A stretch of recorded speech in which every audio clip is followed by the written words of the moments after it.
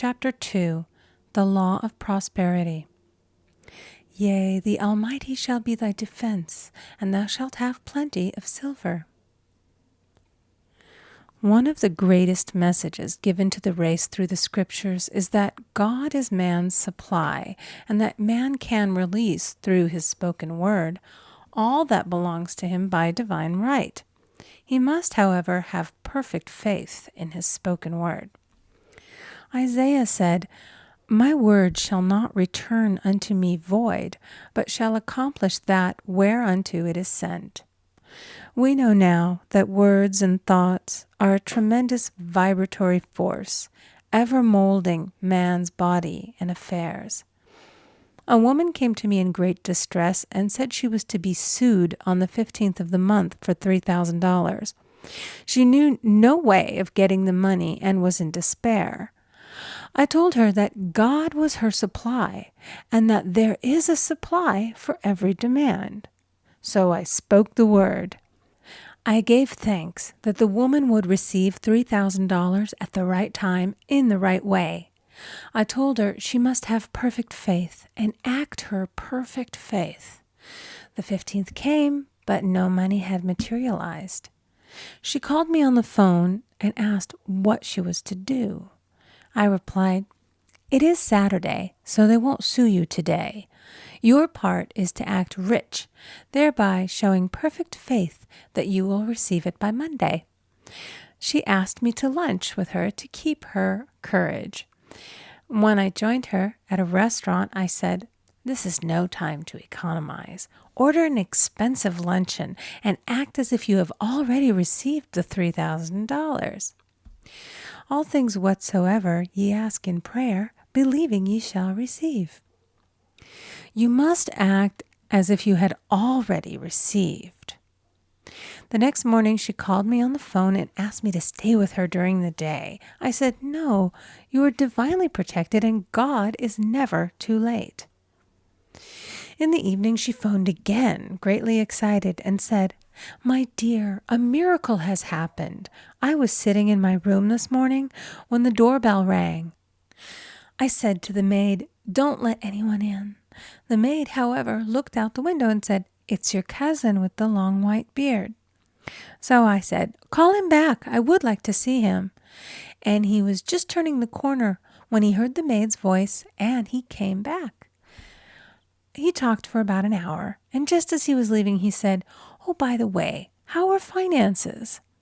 I told him I needed the money, and he said, 'Why, my dear, I will give you $3,000 the first of the month.' I didn't like to tell him that I was going to be sued. What shall I do? I won't receive it till the first of the month, and I must have it tomorrow. I said, 'I'll keep on treating.' I said, 'Spirit is never too late. I give thanks that she has received the money on the invisible plane and that it manifests on time.' The next morning, her cousin called her up and said, 'Come to my office this morning, and I will give you the money.' That afternoon, she had $3,000 to her credit in the bank and wrote checks as rapidly as her excitement would permit. If one asks for success and prepares for failure, he will get the situation he has prepared for.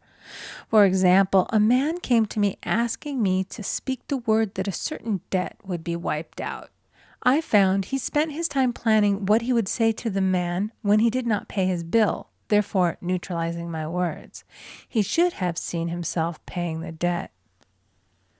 We have a wonderful illustration of this in the Bible, relating to the 3 kings who were in the desert, without water for their men and horses. They consulted the prophet Elisha, who gave them this astonishing message. "Thus saith the Lord, ye shall not see wind, neither shall ye see rain, yet make this valley full of ditches." Man must prepare for the thing he has asked for when there isn't the slightest sign of it in sight. For example, a woman found it necessary to look for an apartment during the year when there was a great shortage of apartments in New York. It was considered almost an impossibility, and her friends were sorry for her and said, "Isn't it too bad? You'll have to store your furniture and live in a hotel." She replied, "You needn't feel sorry for me. I'm a Superman, and I'll get an apartment."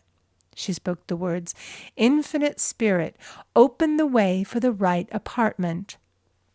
She knew there was a supply for every demand, and that she was unconditioned, working on the spiritual plane, and that one with God is a majority. She had contemplated buying new blankets when the tempter, the adverse thought or reasoning mind, suggested, "Don't buy the blankets. Perhaps, after all, you won't get an apartment and you will have no use for them." Promptly she replied to herself, "I'll dig my ditches by buying the blankets." So she prepared for the apartment, acted as though she already had it. She found one in a miraculous way, and it was given to her although there were over 200 other applicants. The blankets showed active faith. It is needless to say that the ditches dug by the 3 kings in the desert were filled to overflowing. Read 2 Kings. Getting into the spiritual swing of things is no easy matter for the average person. The adverse thoughts of doubt and fear surge from the subconscious. They are the army of the aliens, which must be put to flight. This explains why it is so often darkest before the dawn. A big demonstration is usually preceded by tormenting thoughts. Having made a statement of high spiritual truth, one challenges the old beliefs in the subconscious, and error is exposed to be put out. This is the time when one must make his affirmations of truth repeatedly and rejoice and give thanks that he has already received. "Before ye call, I shall answer." This means that every good and perfect gift is already man's, awaiting his recognition. Man can only receive what he sees himself receiving. The children of Israel were told that they could have all the land they could see. This is true of every man. He has only the land within his own mental vision. Every great work, every big accomplishment has been brought into manifestation through holding to the vision. And often, just before the big achievement, comes apparent failure and discouragement. The children of Israel, when they reached the promised land, were afraid to go in, for they said it was filled with giants who made them feel like grasshoppers. "And there we saw the giants, and we were in our own sight as grasshoppers." This is almost every man's experience. However, the one who knows spiritual law is undisturbed by appearance and rejoices while he is yet in captivity. That is, he holds to his vision and gives thanks that the end is accomplished. He has received. Jesus Christ gave a wonderful example of this. He said to his disciples, "Say not ye, there are yet 4 months, and then cometh the harvest? Behold, I say unto you, lift up your eyes, and look on the fields, for they are ripe already to harvest." His clear vision pierced the world of matter, and he saw clearly the 4th-dimensional world, things as they really are, perfect and complete in divine mind.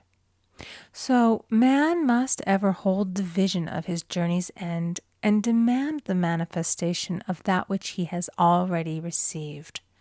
It may be his perfect health, love, supply, self-expression, home, or friends. They are all finished and perfect ideas registered in divine mind, man's own superconscious mind, and must come through him, not to him. For example, a man came to me asking for treatments for success. It was his imperative that he raise, within a certain time, $50,000 for his business. The time limit was almost up when he came to see me in despair. No one wanted to invest in his enterprise, and the bank had flatly refused a loan. I replied, "I suppose you lost your temper while at the bank, therefore your power. You can control any situation if you first control yourself." "Go back to the bank," I added, "and I will treat." My treatment was, "You are identified in love with the spirit of everyone connected with the bank. Let the divine idea come out of this situation." He replied, "Woman, you are talking about an impossibility. Tomorrow is Saturday. The bank closes at 12, and my train won't get me there until 10, and the time limit is up tomorrow, and anyway, they won't do it. It's too late." I replied, "God doesn't need any time and is never too late. With him, all things are possible." I added, "I don't know anything about business, but I know all about God." He replied, "It all sounds fine when I sit here listening to you, but when I go out, it's terrible." He lived in a distant city, and I did not hear from him for a week. Then came a letter. It read, "You were right. I raised the money, and I will never again doubt the truth of all that you have told me." I saw him a few weeks later, and I said, "What happened? You evidently had plenty of time after all." He replied, "My train was late, and I got there just 15 minutes to 12. I walked into the bank quietly, and I said, 'I have come for the loan.' And they gave it to me without a question." It was the last 15 minutes of the time allotted to him, and Infinite Spirit was not too late. In this instance, the man could never have demonstrated alone. He needed someone to help him hold the vision. This is what one man can do for another. Jesus Christ knew the truth of this when he said, "If two of you shall agree on earth as touching anything that they shall ask, it shall be done for them of my Father which is in heaven." One gets too close to his own affairs and becomes doubtful and fearful. The friend or healer sees clearly the success, health, or prosperity and never wavers because he is not close to the situation. It is much easier to demonstrate for someone else than for oneself, so a person should not hesitate to ask for help if he feels himself wavering. A keen observer of life once said, "No man can fail if some one person sees him successful." Such is the power of the vision, and many a great man has owed his success to a wife or a sister or a friend who believed in him and held without wavering to the perfect pattern. End of chapter 2. Recording by Amy Conger.